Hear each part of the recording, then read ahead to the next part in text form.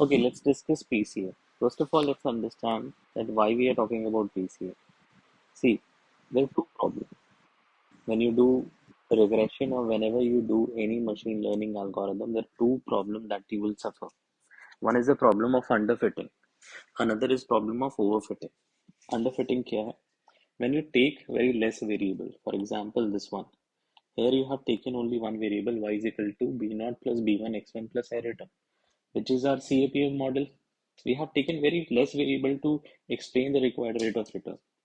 So yes, there would be a line, but it may not be the perfect line that would be plotted with the help of this regression line.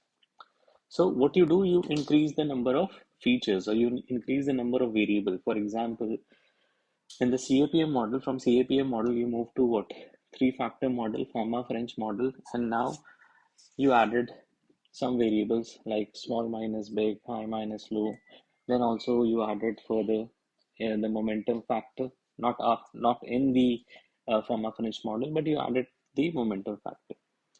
But what if you keep on adding the factors? You keep on adding the factors. You added 100 factors. Now this will create a problem of overfitting because when you are training your model, when you are actually designing the model, you have taken a data set. Assume you have taken a data set of 5,000 return points.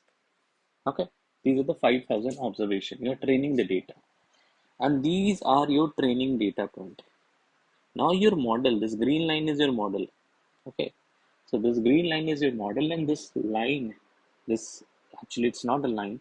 Whatever the curve it is trying to explain each and every point in the training data set. But if I use the same line in any other data set which is beyond this 5,000 observation in my test data set or in my validation data set, which is called as out of sample, if I test it out of sample, this model will not work properly because you have overfitted the model on the testing data set. That is a problem of overfitting. Or in very simple term, I can say that if you increase the dimension of your model, if you increase the number of feature, if you increase the number of independent variable to the extent that it can only explain the training data set very well, but not any other data set, that is the problem of overfitting. Okay. See, definitely you want to increase your R square. So you want to increase the number of variables. But at the same time, you have to be cognizant about the fact that it doesn't create a problem of overfitting. So to resolve this, we are using principal component analysis, PCA. Another problem that PCA solves it, when you take a lot of variable like x1, x2, x3, x4, x5, there is possibility that x5 is correlated to x100 or x99 or x7 is correlated to x56. You might be taking multi-collinear variable. Those independent variables where we have huge collinearity. Now, when you solve PCA, whatever the independent variable or whatever the variable that you will take to explain your why, that would be completely uncorrelated, and that is called as orthogonal in nature. When the correlation between the variable that you have taken in PCA, the independent variable that you have taken in PCA, they are uncorrelated to each other. They are orthogonal to each other. So PCA also resolves the problem of multicollinearity. Now, what is PCA? So in a very simple term, the first equation has a lot of variable, and therefore I am calling it as higher dimension model because it has a lot of features into it. Now I'm using PCA. Now PCA gave me an equation y is equal to A0 plus A1 into PCA1, A2 into PCA2. Now PCA1 and PCA2 are my independent variable.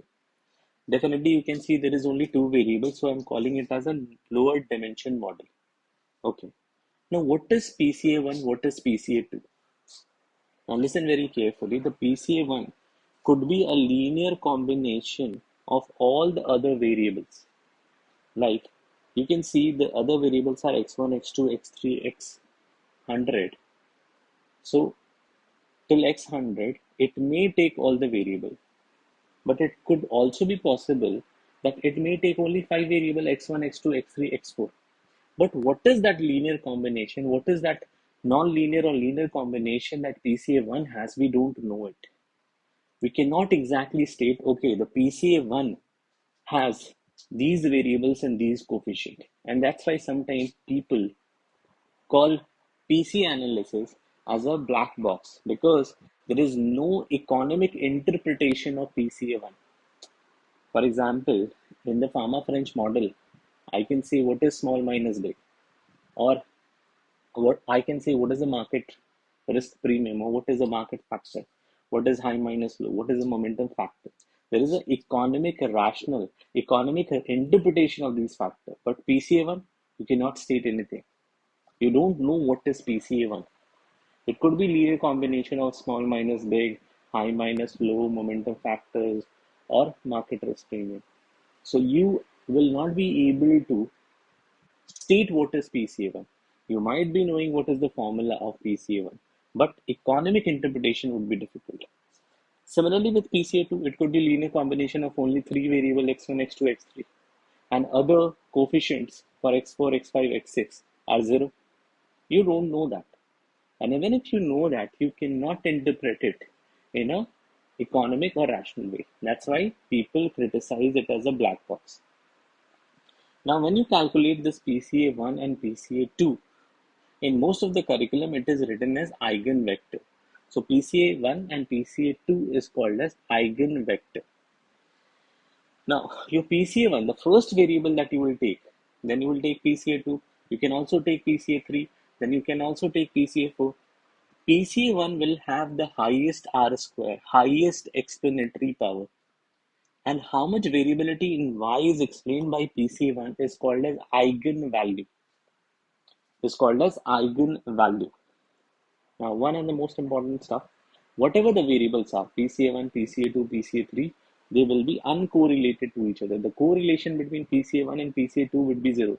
The correlation between PCA1 and PCA3 would be zero. Even PCA4, PCA5, it would be zero. They are orthogonal in nature. And by orthogonal, it means that if PCA1 is a horizontal line, then PCA2 would be perpendicular to it, vertically or on the same plane. It would be perpendicular to it. So there won't be any relationship between PCA1 and PCA2. So there won't be any problem of multicollinearity. Okay, next. As I explained earlier, that PCA1 will have the most explanatory power of 55%. PCA2 will have the next explanatory power, say 35%.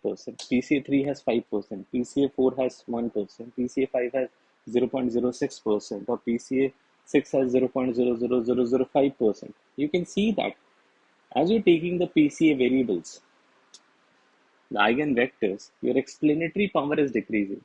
So you want to stop when your model is able to explain 80% or say 90%. So you can see the PCA1 plus PCA2 combined is explaining 90%. You don't want your model to be a higher dimension model. So you will stop at PCA2. Okay. So what I'm trying to say that if in the initial model you have 100 variables, then the number of PCA that you can construct could be the number of PCA that you can construct is less than the number of X that you have, less than or equal to. So if there are 100 independent variable in the previous model, then you can have 100 PCA. But we don't want 100 PCA. We only want those number of principal components or those number of eigenvector which explain 80 to 90% of the model. So we might stop at PCA1 itself, or PCA1, PCA2, or PCA3.